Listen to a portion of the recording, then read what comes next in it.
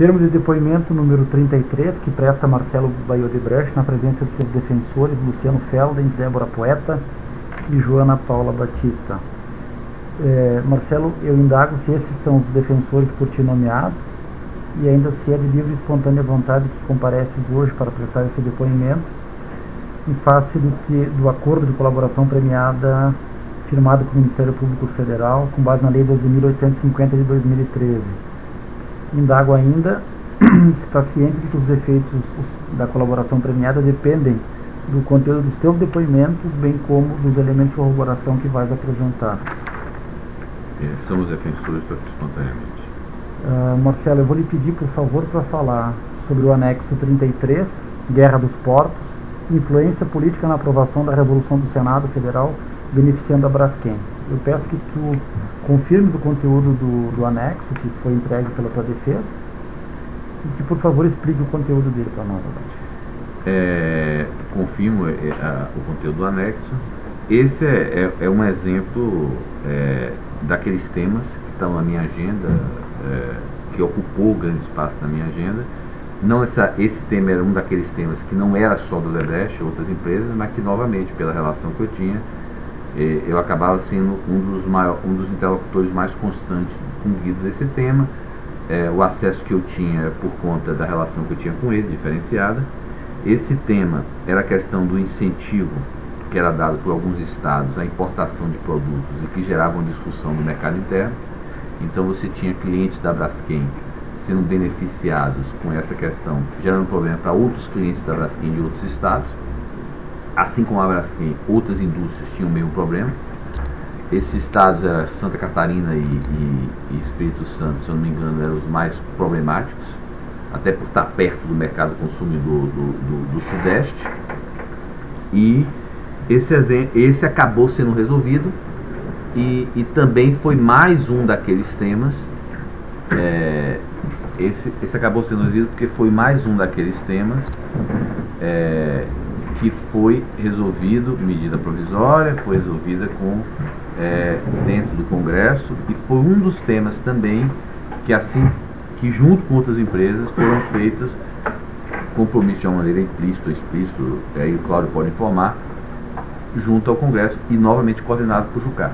Foi um dos temas que também houve coordenação do Jucá para resolver. Então, muito parecido com outras questões. Qual foi a interrupção que o Fernando Pimentel como de É porque esse tema da Guerra dos Portos, em tese é do MEDIC. É um tema do MEDIC, Desenvolvimento, Indústria e Comércio. Alguns temas como esse, você tem que criar um apoio técnico, embasamento técnico para o governo ajudar, mas no final, esse tema, como é uma questão tributária, tinha a ver com você ressarcir alguns estados, acaba sendo liderado pela Fazenda. Então, esse assunto, o Pimentel ajudava, a indústria toda pressionava o Pimentel, mas esse tema, no final, quem tinha que dar, do ponto de vista do governo, a voz era o Guido, quem tinha que negociar com os estados, porque os estados pediam contrapartida para abrir mão do incentivo. Então, isso foi, quer dizer, é mais um daqueles temas que entrava numa agenda de... E como é que terminou? Esse acabou resolvendo. Esse acabou... Parando as alíquotas? Eu não me lembro exatamente qual foi a solução, mas essa PRS resolveu o assunto e acabou com o incentivo aos portos. Tá, e a Braskem ganhou o quê? Na verdade, não é a Braskem diretamente. Você acabou... os clientes, você tinha, por exemplo, o que acontecia? Os clientes da Braskem de São Paulo estavam perdendo para o cara que trazia o produto importado de Santa Catarina. Então, na verdade, você não importava os produtos da Braskem, você muitas vezes importava não só o produto que a Braskem vendia, mas importava o produto do seu competidor. Uhum.